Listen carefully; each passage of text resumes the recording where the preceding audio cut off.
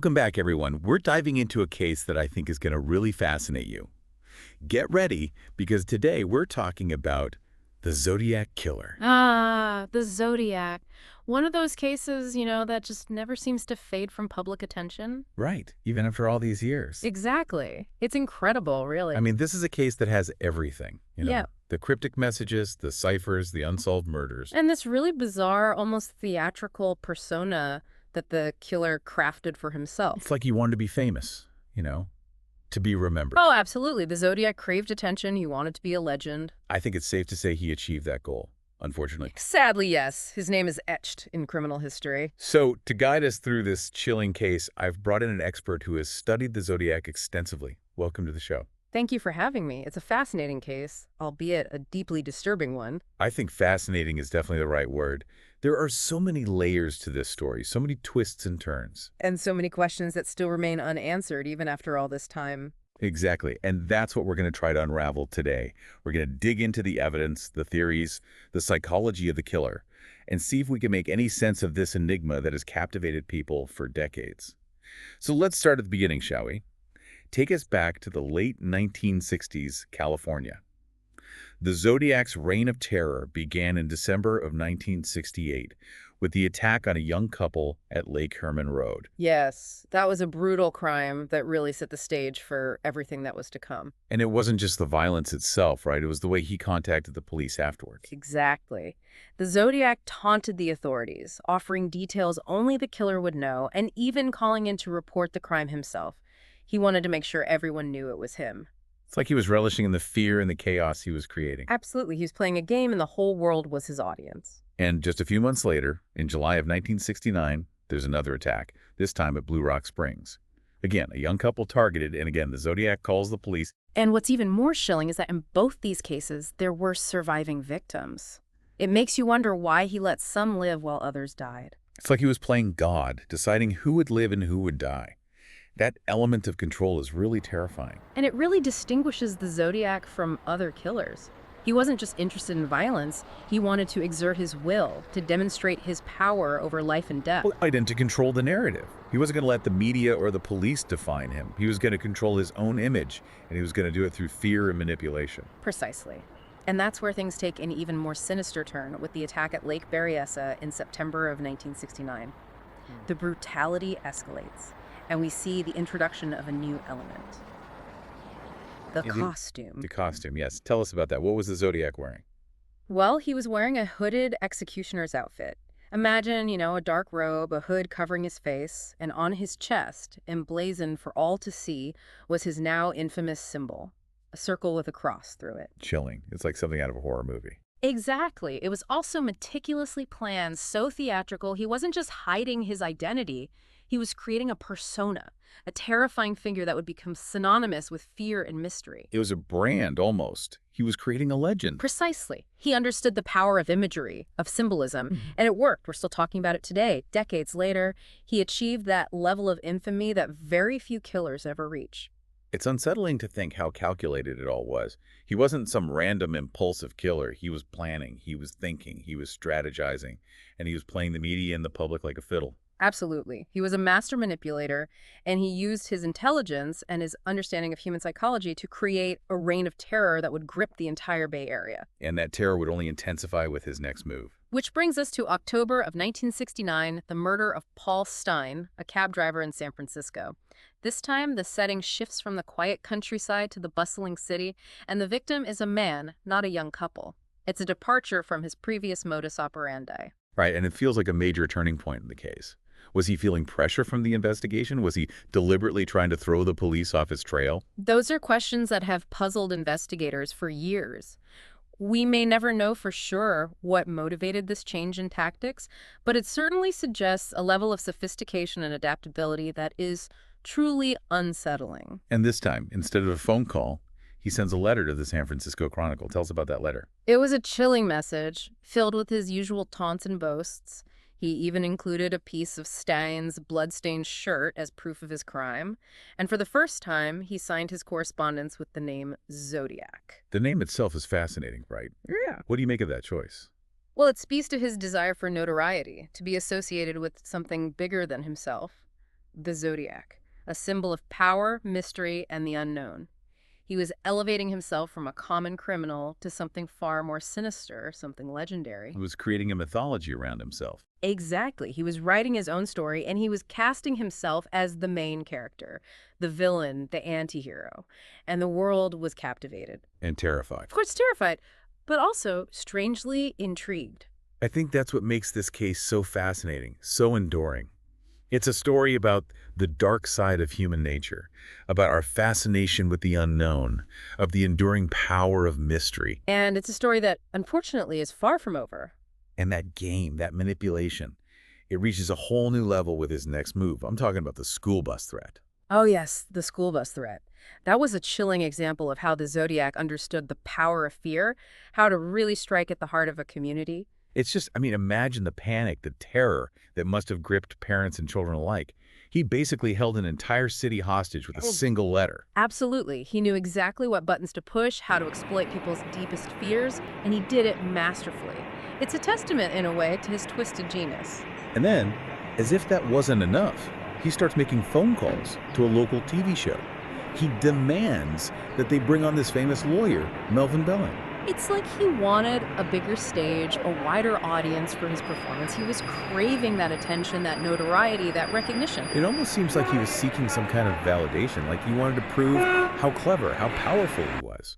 And the media, of course, played right into his hands. The more they reported on him, the more attention they gave him, the more he thrived. Right, it became this vicious cycle, a feeding frenzy, and the public was both terrified and fascinated. It was a recipe for a media sensation, and the Zodiac knew it. He was a master manipulator, there's no doubt about that. And then, just when you think you're starting to understand his pattern, he throws another curveball. You're talking about the claim he made about those 2 additional murders in August of 1969, right? Mm-hmm. Deborah Furlong and Kathleen Johns. Yes, exactly. He mentions those murders in a later letter, but here's the thing. Another man, Carl Francis Werner, was eventually convicted of those crimes. So was the Zodiac lying? Was he trying to inflate his body count? Or was there some connection to those murders that we haven't uncovered yet? It's a puzzle, that's for sure. It's possible that he was falsely claiming responsibility, trying to further his notoriety, or maybe he was somehow involved in those murders in a way we haven't yet figured out. Or maybe he saw an opportunity to insert himself into a narrative that wasn't his. It wouldn't be the first time he tried to manipulate the media and the public. Exactly. He was a master of deception, of creating confusion and doubt. And that's one of the things that makes this case so difficult to crack even now. We're left with so many unanswered questions, so many tantalizing clues, but no definitive answers. And the sheer volume of information of potential suspects is overwhelming.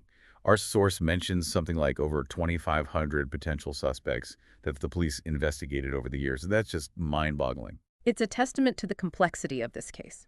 And you have to remember, this was back in the 60s and 70s. They didn't have the technology, the forensic tools that we have today. It makes you wonder how they even began to sift through all that information. It must have been like trying to find a needle in a haystack. But even in the midst of all that chaos, one name emerges as a particularly strong suspect: Arthur Leigh Allen. Ah, Arthur Leigh Allen, perhaps the most notorious figure in the Zodiac case. He had a history of disturbing behavior. He fit the physical description. He owned a Zodiac watch. He was fascinated by codes and ciphers. It's almost too perfect, isn't it? It's like something out of a movie. But despite all the circumstantial evidence, the DNA and fingerprints didn't match. They couldn't definitively link him to the crimes. And that's the frustrating thing about this case. There are so many tantalizing clues, so many near misses, but nothing concrete enough to say for sure, this is the guy. It's enough to make you wonder if he was some kind of criminal mastermind, capable of outwitting the authorities at every turn. That's a theory that has been explored by many, but it's impossible to know for sure. What we can say is that the Zodiac was highly intelligent, meticulously planned, and incredibly skilled at manipulating the media and the public. And let's not forget the psychological toll he took on everyone involved, especially the investigators and the journalists covering the case. I'm thinking specifically about Paul Avery, the reporter for the San Francisco Chronicle, who became the Zodiac's personal target. Oh yes, Paul Avery. He was relentless in his pursuit of the Zodiac, and the Zodiac, in turn, fixated on him. He sent him threatening letters, taunting him with clues, even sending him a Halloween card with that chilling message: "I feel it in my bones. You are very curious to know my name, so I'll clue you in, but why spoil the game?" It was psychological warfare, pure and simple. It's hard to imagine the pressure Avery must have felt, knowing that he was being hunted by a killer who was already responsible for multiple deaths. And the impact of the Zodiac's reign of terror went far beyond the immediate victims of his crimes. He created a climate of fear that permeated the entire Bay Area, and that fear lingered for years, even decades. It's a stark reminder of the lasting power of these kinds of crimes, how they can traumatize an entire community, how they can leave scars that never fully heal. And even as the fear began to subside, the mystery of the Zodiac continued to grow. After a period of silence, he resurfaced in 1974 with a letter that took a rather bizarre turn. Oh, yeah, I remember reading about that. What was it? He started talking about the movie The Exorcist. Exactly. Instead of his usual threats or cryptic messages, he expressed admiration for The Exorcist, calling it the best satirical comedy he'd ever seen. He signed off with Me 37 SFPD0, seemingly claiming to have killed 37 people, a number far higher than the confirmed victims. It was a strange and unsettling shift in tone, almost like he was trying to reinvent himself. Or maybe it was another deliberate attempt to manipulate the narrative to keep everyone guessing, to sow even more confusion. It wouldn't be surprising. The Zodiac was a master of deception, and what's even more puzzling is that this letter marked the last confirmed communication from him. The trail went cold. And that sudden silence only adds to the mystique. Did he die? Did he move away? Did he simply decide to stop playing his twisted game? We may never know. But one thing is certain. The Zodiac's legacy continues to fascinate and horrify us, even decades later. He's become a part of American folklore, a shadowy figure who embodies our darkest fears and our fascination with the unknown. And countless books, documentaries, and movies have tried to unravel the mystery, each offering their own theories and interpretations. But despite all the attempts to solve the puzzle, the Zodiac's true identity remains shrouded in shadow. And that unanswered question continues to haunt us, fueling endless speculation and conspiracy theories. It's almost like he's still out there, watching us, waiting for the perfect moment to reveal himself. It's a chilling thought, isn't it? To think that someone capable of such horrific acts could be living among us, their true nature concealed beneath a veneer of normalcy. But the story doesn't end there.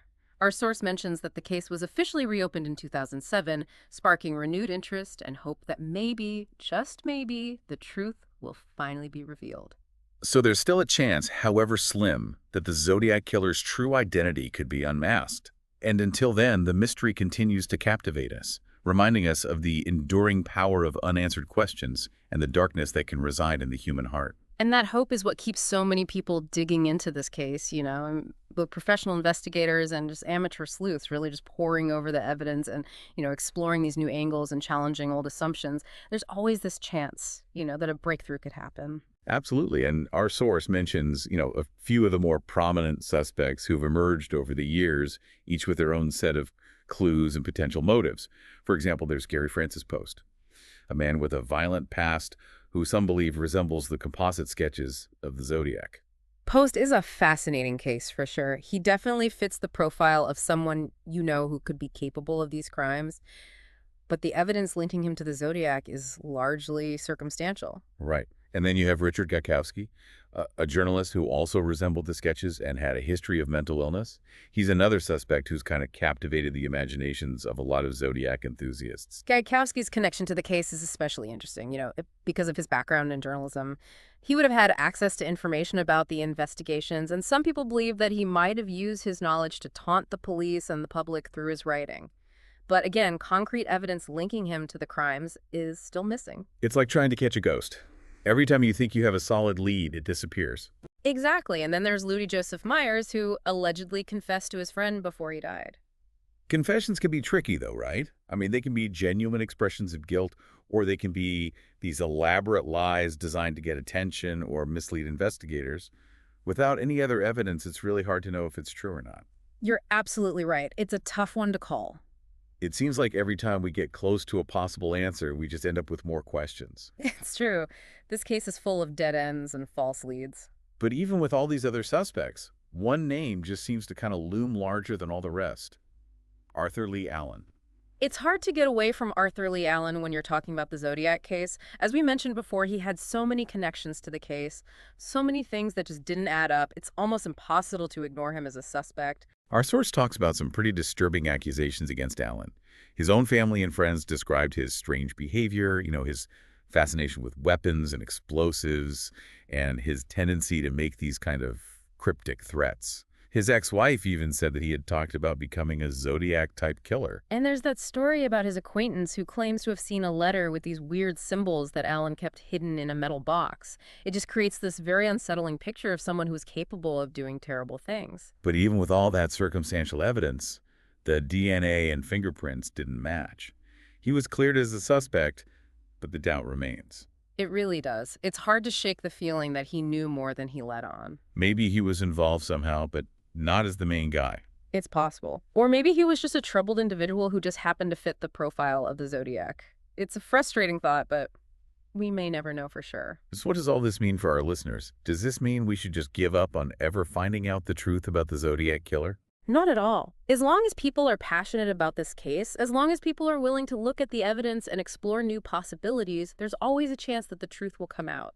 The truth is out there somewhere. It might be in some old police files or hidden in letters or even just locked away in someone's memory. Who knows? Maybe one of our listeners has the key to solving this mystery. It's true. Maybe someone out there has a piece of information that could break this case wide open. It's definitely a long shot, but it's not impossible. And that's what makes this case so fascinating. It's a reminder that even in the face of the unknown, even when all hope seems lost, we should never stop searching for answers. It's that pursuit of truth that drives us forward, that helps us learn from the past and seek justice for those who've been silenced. So to all our listeners out there, keep those minds sharp, keep those eyes peeled, and never be afraid to ask questions. The Zodiac may have wanted to create a puzzle that was impossible to solve, but maybe together we can prove him wrong. Until next time, stay curious, stay safe, and remember, the truth is out there waiting to be discovered.